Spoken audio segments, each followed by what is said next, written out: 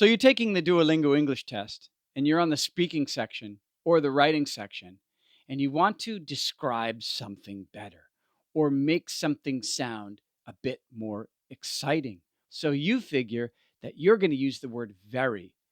Now, the word very can be used for emphasis. Often it's used to describe an adjective or an adverb. For example, he is very tall, or she speaks English very fluently. Or the word very works as an intensifier to strengthen the meaning of the word it modifies. The movie was very exciting, or it was very cold outside today.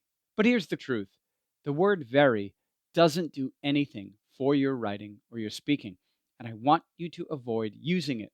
Today, I'm going to show you how you can avoid the word very and use more descriptive language, vocabulary that's more advanced, that will help you score higher when it comes to the Duolingo English test. We'll also do a little bit of multiple choice. I'll put the word up on the screen and you'll figure out the meaning from a few choices. In the last part of this video, we'll look at some sample answers where we can replace the word very with more sophisticated language to help you score higher. I'm certain that this video will help you while speaking and writing. This is DET Study. Grab your coffee and let's go.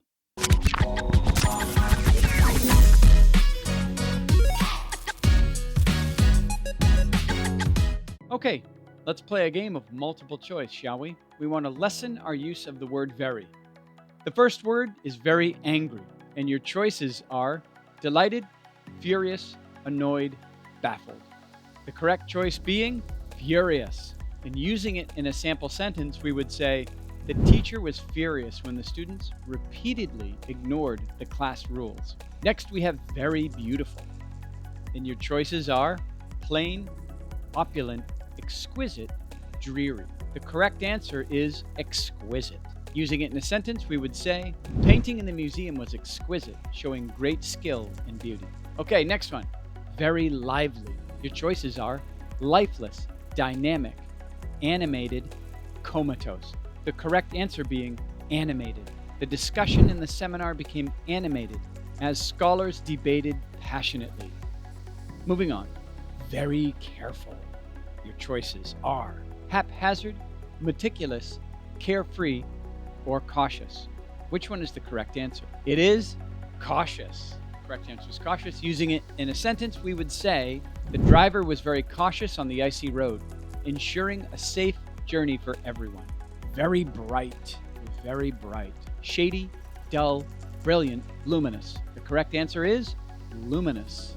The city skyline at night was luminous, with sparkling lights creating a dazzling view.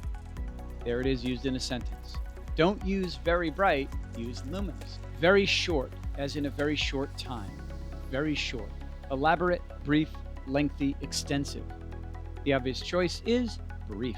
The speaker gave a brief but impactful TED Talk on the power of small gestures. Very upset. Very upset. Your choices are serene, distraught, jubilant, apathetic. Which is the right fit? Distraught. The employee was distraught after losing an important document on the way to a meeting. Very glad or very happy. Miserable, content, nonchalant, overjoyed. Correct answer being overjoyed. The athlete was overjoyed upon winning a championship and achieving a lifelong dream. Very cute. We all have a very cute pet, a kitten or a puppy. Your choices are ugly, repulsive, adorable, mediocre. The obvious choice is adorable.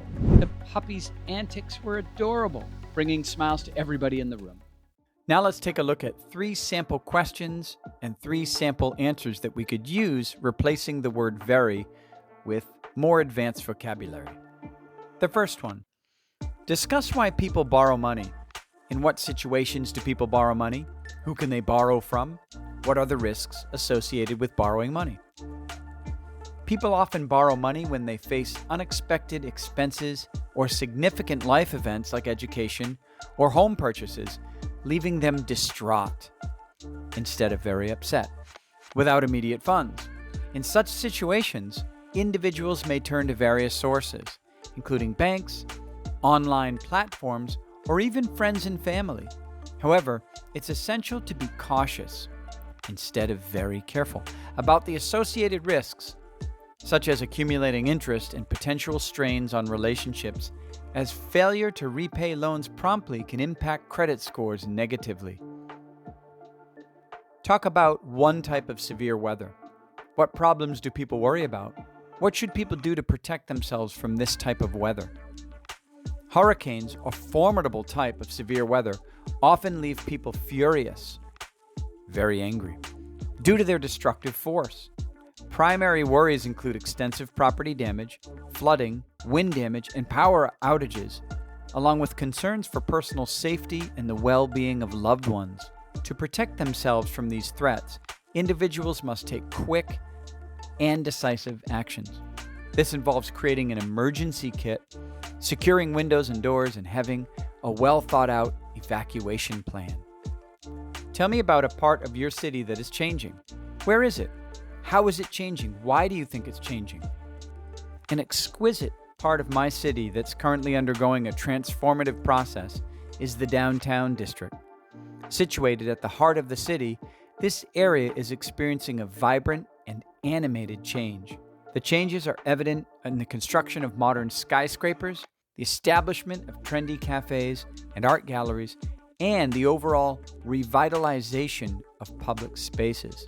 This shift can be attributed to a deliberate urban renewal initiative aimed at attracting businesses, residents, and tourists.